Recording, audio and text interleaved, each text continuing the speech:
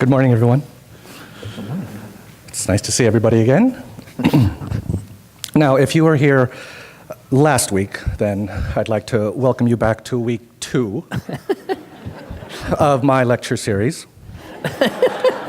It's entitled The Irrational Presbyterian. Oh. Thumbs up. Thumbs up. And it's entirely focused on my journey through religion, which was rooted with being a Catholic as a child, a short-term layover with the Evangelical Christian Church during high school, and then a Lutheran by way of marriage, and eventually finding my place here as a Presbyterian. Now, I need to ensure that you truly understand and fully grasp the scope of my journey. So similar to learning about the Catechism of the Catholic Church and all of its 60-plus articles, I plan to speak to all of you over the next 6 months in 67 parts, which will end on Easter Sunday 2019. I could never elicit the laughter that just occurred at my previous places of worship, let alone be asked to speak in front of a congregation and share my life experiences, lessons, and stories. When I arrived at a place of worship, I did exactly just that, just worship. And that is until I came to this place. Now, to date, I have spoken to all of you about my relationship to God and my child through the lens of a parent.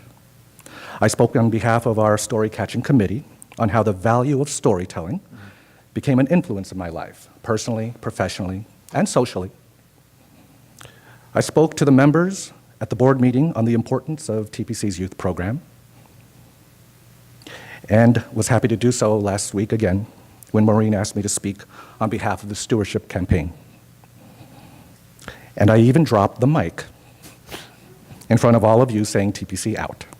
Can we make sure that's on the tree, too? That's just the timeline. Yeah. It's a big moment. And so today, I've been asked to speak to all of you again. Now, by now, you can probably tell that I am, by virtue of my short history here so far, I'm a storyteller, and I love stories. I regale and relish in them. I love to tell stories. I love listening to stories and to all of your stories.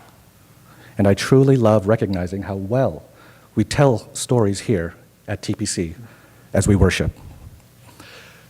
So if you stop and think a moment, a worship sermon delivered by Ken, by its very nature, is a story. Ken embodies and exudes the role of not just our pastor, but our master storyteller. I mean, really think about this.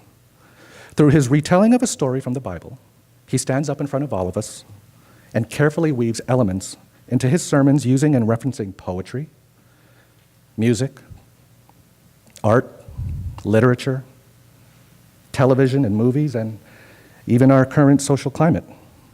They're all interwoven into something consumable that will somehow affect a part of our daily lives when we leave. I mean, how comforting is it to know that we have someone who can take on reality's harsh complexity and reshape it into the form of a story. We think in metaphors, but we learn through stories. And to all of you, whether you realize it or not, you too are storytellers. Yeah. You are enriched with history, riddled with decisions, and moments that have defined your journey. And each week, we are blessed with the opportunity to hear them through music, our choir,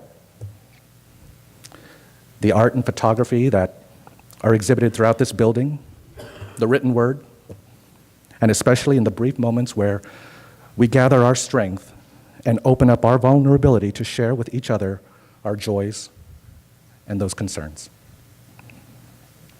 In all of television's history, there isn't anyone more revered and celebrated for being genuinely kind as Mr. Rogers. He reminded us all to embrace our individual power, and I quote, "Never underestimate the impact that your mere existence can have on another human being. There is something of yourself that you leave at every meeting with another person." This isn't just a place of worship. No. This is a community of storytellers and historians in the form of artists, musicians, poets, singers, grandparents, parents, children, and grandchildren, who faithfully uphold the values of human kindness and embrace our individuality. That despite our differences, we all basically have the same fears and desires at our core, and understanding that leaves so much room for empathy. It's my blessed privilege and honor that I get to worship with all of you, the storytellers of TPC. Thank you.